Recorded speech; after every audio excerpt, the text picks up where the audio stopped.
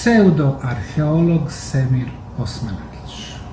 Imam vrlo uzbudljivu vijest za vas. Nakon 3 godine pauze ponovo vodim grupu u Egipat, ali ovaj put na našem jeziku.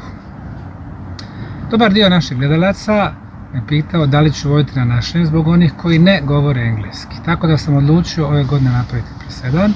Najvjerojatnije prvi, a možda i posljednji put. Semir Osmanagić već mjesecima najavljuje putovanje u Egipat. Međutim, narod sve manje puši njegovu obmanu pa je jedva skupio 15 piramidiota. Prazna mjesta ispunio je po svome trošku vodičima za koje kaže da su najprofesionalniji na Balkanu, a možda i u Europi. Ja sam ovdje došao kao vodič, ovdje mi je kuća i ovdje sam vodič od prvog dana kako je se počelo kopati. Mogu sa zadovoljstvom reći da je vodička služba fondacije sigurno jedna od najprofesionalnijih na Balkanu, a možda i u Europi.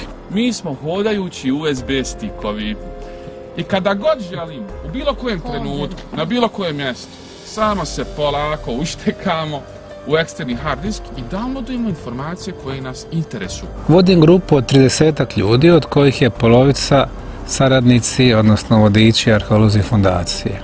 Međutim, u ovom kratkom obraćanju Semir Osmanagić izrekao je i jednu istinu. Vrijeme je da njegovi vodiči vide kako piramide izgledaju u praksi, budući da u visokom mogu vidjeti samo najobičnija brda i nezdrave vlažne napuštene rudnike za koje stručnjaci upozoravaju da bi se lako mogli urušiti. Međutim, osim što oni teoretski govore o postojanju piramida širom svijeta, što čitaju moje knjige, mislim da je važno da možda i u praksi vide kako to izgleda.